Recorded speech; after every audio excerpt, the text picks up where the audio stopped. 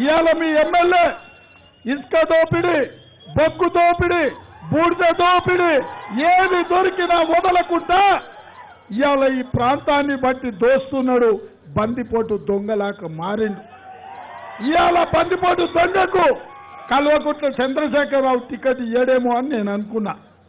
కానీ ఆయనకే టికెట్ ఇచ్చిండు. ఎందుకయ్యా అంటే ఆయన బిడ్డ తెలంగాణ బొగ్గు గని కార్మిక సంఘానికి గౌరవ అధ్యక్షురాలు సింగరేణి కొల్లగొడుతున్నలో మాట ఇవాళ కేసీఆర్ బిడ్డకు పోతున్నాయి.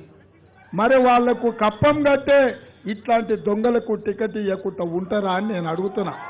ఇవాళ సింగరేణి అధికారిగా 8 ఏళ్ల నుంచి ప్రతిపక్షాలుగా మేము కేంద్ర ప్రభుత్వం వద్దన్నా ఆ అధికారిని ఇంకా ఇక్కడనే కొనసాగిస్తున్నారంటే ఇవాళ ఈ ప్రాంతంలో దోపిడీకి ఆ అధికారి గారు ఎంత సహకరిస్తున్నారో, ఎన్ని వందల కోట్లు కేసీఆర్ గారికి దోషిపెడుతున్నారో మీరు ఒక్కసారి ఆలోచన చేయండి మిత్రులారా.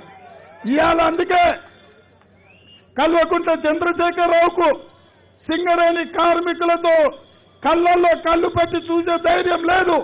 సింగరేణి ఎన్నికలు వస్తే కోర్టుకెళ్ళి వాయిదా లేపించుండు. గెలిచే మొగోడివే అయితే ఈ ప్రాంతాన్ని అభివృద్ధి చేసుంటే నిజంగా నేను అంత మునగానివైతే మొన్న సింగరేణి ఎన్నికలు ఎందుకు పెట్టలేదు, హైకోర్టుకెళ్ళి ఎందుకు వాయిదాలు తెచ్చిందని నేను అడుగుతున్నా.